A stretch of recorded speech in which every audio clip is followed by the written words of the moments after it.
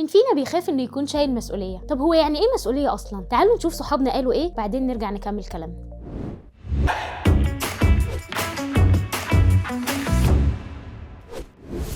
ليه عايزه ابنك يكون مسؤول؟ أعلمه إن هو يبقى مسؤول عن نفسه في مذاكرته، خلي بالك من نفسك، خلي بالك من أخوك. عشان الحياة عايزة كده، لازم يبقى راجل ولازم يتحمل المسؤولية. ربنا لما كان حابب داود يبقى ملك خلاه يحتك بأسد ودب وهو صغير عشان يحل عن دماغه. اولا يبقى مسؤول عن حاجات الشخصيه بتاعته، يعني لبسه، اكله، شربه، مذاكرته. طفل طالع من متاسس ان هو عايز يعمل حاجه لقدام، عنده هدف، عنده كاركتر خاص بيه مش اعتمادي. لازم يتحملوا مسؤوليه عشان يطلعوا اجيال عندهم ثقه بنفسهم، بيحققوا اللي بيتحمل المسؤوليه ده بيحقق اهدافه في الدنيا وبيبقى ليه هدف واضح، ليه مستقبل واضح. لكن الشخص اللي ما بيتحملش مسؤوليه تلاقيه تايه في الدنيا بدون اي اهداف وعمره ما يحقق اهدافه في حياته. امتى ابنك المفروض يبدا يتحمل المسؤوليه؟ من صغره، من اول ما يبدا يفهم. من بدري قوي. لما يتحمل مسؤوليه في بيت، لما يكبر هيعرف يتحمل مسؤوليه وهو لوحده. يعني نكلفهم على حسب السن بتاعهم، نكلفهم مسؤوليات تتناسب مع السن نفسه. بص، انا شايفه ان الموضوع ده يبتدي من سن صغير. من سن كام ما اقدرش احكم، في فروق فرديه. انا شايف من سنه اولى ابتدائي مثلا. ممكن من 5 سنين. من هو مثلا مش هقول لك سن معين، لا ده ممكن هو طفل صغير، طفل مستوعب ان هو يعمل كذا. هو حتى طفل هو عنده 3-4 سنين يبتدي هو يروح يودي الحاجه، يساعد بابا، يساعد ماما. من سن المراهقه، من سن ثانوي وهم بيحسوا بالمسؤوليه لوحدهم. يعني لما يبتدي يتكلم معايا يفكر. أنا شايف إن هو من عنده 3 4 5 سنين. مش قبل 3 سنين. طول ما بيتزرعوا في الكنيسه من صغرهم بتبدا المسؤوليه معاهم تدريجيا. لا، ده حسب. ملوش سن معين، هو اللي هيتحمل مسؤوليه يتحمل مسؤوليه من هو صغير. المفروض بالتدريج من هو صغير. ايه اللي مضايقك من ابنك وشايفه ان هو محتاج يتغير؟ بص، هو انا شايفه انه الجيل ده عموما فيه شويه كسل. يعني احنا زمان كنا بنقول لا تؤجل عمل اليوم الى الغد. الجيل ده عنده حته ان انا ااجل عمل اليوم الى الغد، ما عنديش مشكله. هو طبعا محتاج، بس هو السند او الدفع من ولي الامر ومن الكنيسه هي اللي بتكمل الحته دي. يعني هو الطفل وهو صغير لسه ما عندوش ادراك كافي انه يعرف يعني ايه مسؤوليه، فبيبقى محتاج الكبير يسنده. الولد او البنت بيبقى كوبي من الاب والام، هو اكتر حد بيأثر فيه الاب والام. ما كانش الاب والام قدوه كويسه مش هيبقى الولد قدوه ولا هيعرف يتحمل مسؤوليه. هو لو كسيل شويه انا احاول ان انا اخليه يشارك شويه. من وجهه نظرك يعني ايه مسؤوليه؟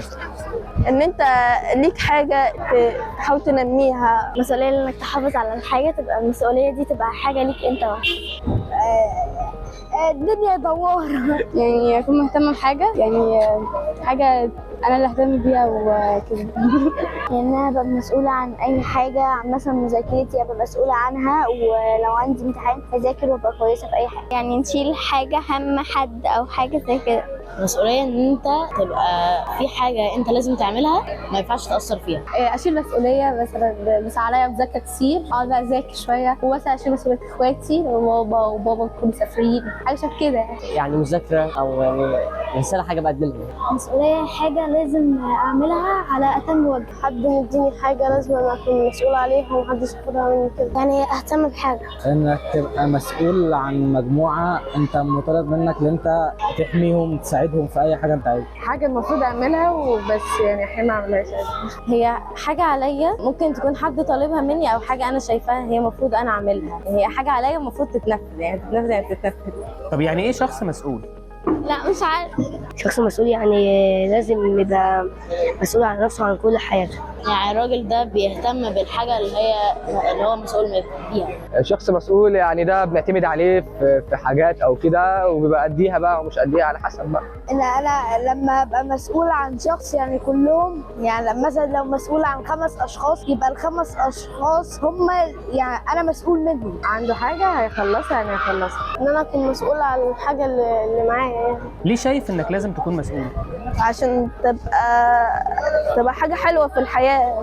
علشان مثلا اعمل اي حاجه انا مثلا مش عارفه اعملها فابقى مسؤوله عنها، او محدش هيساعدني فانا ابقى مسؤوله عن نفسي واساعد نفسي. عشان مش جايين الحي نلعب او كده، يعني جايين نعمل حاجه. لا دي الصراحه ما اقدرش اجاوب عليها. عشان اكون مثلا محبوب ما بين الناس كده. عشان لما هكبر مش هيبقى في حد في حياتي يساعدني في حاجه، اكون انا المسؤول عن الحاجه، حاجتي انا بتاعتي.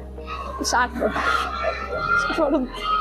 علشان اقدر احقق احلامي برضو. ممكن تغير ايه في نفسك عشان تكون شخص مسؤول اكتر من كده؟ مذاكرة. انا احيانا كتير بكسل، ده بيخليني ما اقدرش اعمل اللي ورايا كويس. لا انا كده مسؤول من غير حاجه. ايه يعني لازم اذاكر واتعب يعني عشان ابقى حاجه مهمه، مثلا حاجه زي كده يعني. احاول احرك نفسي، يعني اذاكر اشتغل كده، يعني احس باهميه الحاجه اللي عليا. ممكن كل يوم اذاكر، اشتغل على نفسي كتير.